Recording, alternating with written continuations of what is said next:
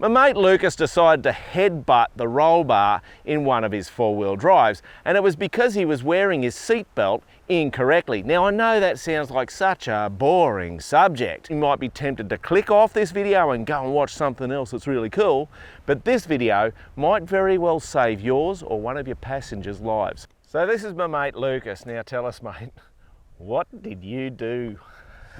Mate, it was one of those things. I was on my way back to the office, nothing crazy. Coming along this road right here, probably doing a little bit quicker than I would normally, about 60 odd Ks an hour, I reckon. All of a sudden, the steering wheel was connected to nothing, Bluetooth steering. Wow. So I panicked, jumped on the brakes, skidded from here, slammed into this tree, slammed my face into the roll bar, all because I wasn't wearing my seatbelt correctly. How fast do you think you hit the tree? I reckon somewhere between 40 and 50 Ks an hour. So let's just touch on the seatbelt. So Yeah. when you say you were wearing it incorrectly, what do you mean by that? Well, it's a full harness in that particular car, the Pink Lady. And instead of putting all the harness and everything on, it's just quick and easy, put the lap belt on, and I've always thought that was enough. Right. And why wasn't it enough? Well, basically because the design of the seatbelt is to hold your shoulders in the seat, which also holds your face off the roll bar. So lesson learned, mate, I can tell you. Yeah, exactly. And that's where wearing the seatbelts correctly is so important. And so some people in a standard car, they'll put the shoulder bit behind them, under their shoulders, all of this. You may as well not wear the seatbelt, as you found out. Yeah. Now, I'm not pointing the finger at you. No, I've mate, actually I'll own it. well, yeah, but I've actually taken it on board and gone, okay, I need to make sure that I'm wearing my seatbelt all the time off-road, which I did tend to do. Yeah. But there were times where I go, just going a little distance, I'm going slow, it'll be okay. I think, Just like you say, laziness. mate, it's a conscious effort. You don't even think about it on the road. Yeah. It's just, you take a breath, you put a seatbelt on. Like, Yeah. it's that cut and dry. It really is. But out here, you're like, oh, yeah, we're only going slow. Nothing's Yeah. going to happen. Now, what's been the physical damage to you? Because that's a bit of a story. In some ways, you probably shouldn't be here. Well, mate, look, at the end of the day, if I didn't have that lap belt on, if I had just had no restraint at all, this would be a very different conversation. Yes. So I've half baked the restraint and I've half baked the damage. Yeah. But at the same time, the damage has been very significant. So the CT scans and stuff that I had, 70 bone fragments in my face. 70.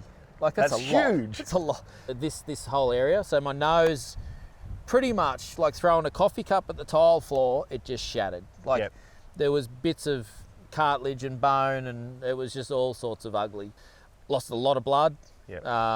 Not only 70 broken bones in this area, I had an egg on the front of my forehead that was dead set like a tennis ball. I don't know. It was just like hard to fathom what it was, but it was literally like a tennis ball that had been poked under the skin of my forehead. So it was just bulging out crazy. Got out of the car, pulled my phone out of my pocket, right? And we all know our mobile phones recognise our face. Not on this day. No way. I'm like, like I'm in a bad way, like a real bad way. I've seen the video. And I'm going like this, going, this phone's not working. This eye, I can't see out of anymore because the blood's streaming out of my forehead down my face. And I'm like, oh no, there's blood all over my phone. So my phone can't even recognise myself. So cleaning up, I finally get through, and I said, Michelle, I've pranged the Pink Lady. I'm in desperate need of your assistance. I'm in a bad way. The story doesn't end there, mate. We're flying to the hospital. I've got my shirt on my face trying to stop the blood. And Michelle says, are you okay? And I'm like, well, sort of. And I put my face back in my shirt. My shirt's full. My hands are full. Yeah. And halfway into town, she asked me again, how you going? And I said, no, I'm all good. And I looked up, and I remember raising my eyebrows. And next minute, the big pump on my forehead popped. Oh. And it sprayed blood all over the windscreen, up the hood lining, down the dashboard, onto the floor. And I'm like, whoa! Grabbed hold of my face because I'm like, I'm losing more. I'm going to run out of this stuff. It was a hell of a journey, I can tell you. And the Warwick Hospital, massive shout out to those guys. They did a really good job putting my face back together and stopping the bleeding. I lost my only brother a couple of years ago to a single vehicle accident where he wasn't wearing his seatbelt. Now, similar story, other than the steering wheel in his case hit his chest, collapsed his chest into his lungs and his heart, and he died pretty much straight away at the scene. So, and he wasn't wearing his seatbelt. It was an off-road accident, and he wasn't going particularly fast. Similar speeds to yourself. Yep. Now, if you're listening to this video and going, Matt and Lucas, you guys are living in la la land, you guys are so wrong, there's a very good reason why I don't wear my seatbelt off-road. Let us know in the comments down below. Maybe we've got this wrong, but let us know. I don't think we have. Oh, I'd like to hear these excuses. I can tell you. Yeah, that's right. They might be more excuses than anything else. But hey, let's have the conversation. Yeah. Lucas, what actually failed on the vehicle that caused the accident? So the main thing that let it all happen was there's a shaft that goes from the steering wheel to the steering box. It came apart, so then the steering wheel had no input whatsoever to the steering of the wheels. Yep. So that's it in a nutshell, mate. Wow. No steering. That was my issue, was the steering let go. Yeah. But your issue may be as simple as a child runs on the road. A ball comes on the road. You swerve to miss a ball. There's an oil slick. Like, there's so many different scenarios, Matt. So let's just have a bit of a conversation about the amount of energy that goes on. Because when we're in a car traveling it, let's just keep it low speed, 20 k's an hour, Lucas. We feel really safe, like we do at 100 k's an hour. Yep. But let me see if this analogy helps. If I was running up this track at sprinting speed, and let's say that's 20 kilometers an hour, and ran straight into that tree at 20 kilometers an hour. Who here is going to do that? No, no way. Yeah. Well, if your car hits this tree and stops all of a sudden, and you're inside the car unrestrained, you may as well come and run into this tree at 20 kilometers an hour. I hope that's a helpful analogy. But Lucas, when we were planning this video, you came up with an interesting analogy. Well, we all know Mike Tyson. The man can punch, and I don't know about you guys, and I don't know what speed he can throw a fist at, but would you stand in front of one of his fists? Not in a pig fit. This tree's the fist, and your car is the face. So, maybe that's a bit of perspective for you guys. I don't want to get a punch in the face by Mike Tyson. So it seems to me there's two main reasons that people tell us it's acceptable to not wear their seatbelt. Yep. One is water crossings. Never wear your seatbelt in a water crossing.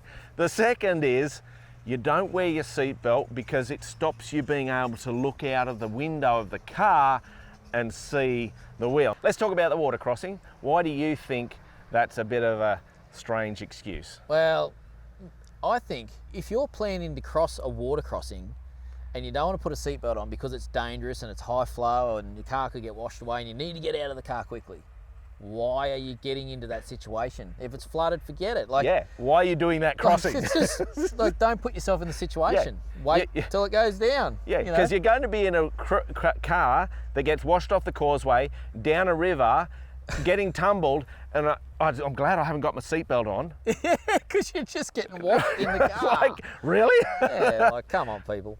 And at the end of the day, if you're in the car and you're a goose, fair dinkum, and you go across flooded water and your seatbelt is on, if your seatbelt isn't on, you can jump out of the car. If your seatbelt's on, click, you can jump out of the car. Put the seatbelt on. It's crazy. Yeah, I agree. Now, the second one, it's I want to be able to stick my head out the window so I can see where I'm putting my wheels. Yeah. I don't want to be offensive to anybody here, but seriously, if that's how you four-wheel drive, my suggestion is you're not as competent as you should be. I don't want to be offensive saying that, but the reality is you've got four wheels on the car and they're all traveling over bits of different terrain. Yep. If you're just looking at one, you will get tunnel vision and that's the wheel you'll focus on, but you'll forget about the position of the other three wheels. My opinion, and I'll let you share yours, but my feeling is that a competent four-wheel driver will be able to sit in the driver's seat, look out the windscreen and feel where the four tyres are. Yep. But more importantly, they'll also be able to see where they're going up the trail as to where their vehicle's going to travel. So my feeling is that, again, that's kind of a weird excuse to take your seatbelt off. And if you're wheeling that hard, the chances that something's going to happen, like a rollover, is probably a lot higher. Yep. So that's some of my thoughts there. And if you do have a rollover, you haven't got your seatbelt on, you got your head out the window. It's not a good look. Ah, Watermelon at the ground. Interesting like- thought. Interesting thought. I'm going to share something with you all now, and Lucas doesn't know I'm going to share this. Oh, here we go. Okay, because I suspect you're watching this video and thinking, here's Matt and Lucas on their high horse preaching, you know, from a God Almighty throne. A week before this happened, Yep. I came up here to see Lucas, and he took me for a tour around the property for about 4 hours in his little side-by-side. For the 4 hours, neither of us put a seatbelt on. We were doing speeds up to 30, 40k an hour, and there was a section where we were doing some side angles, so we were both hanging to one side of the buggy so that we could stop it from rolling over. Yep. And Guilty. yeah, and honestly, guys, we both looked at each other after this, and we both sort of hung our head in shame and went, that's not a good enough example. No. And so don't feel like we're high and mighty. We've both taken a real hard look at ourselves and gone, we need to set an example. Yep. So yesterday we went round the park and we were installing some new signage which we encourage people to wear their seatbelts. We were in and out of the buggy 50 signs, 50 times. Yeah. Every single time. We never moved the buggy until we were all buckled in. At the end of the day, mate, I don't think it's about being on a high horse.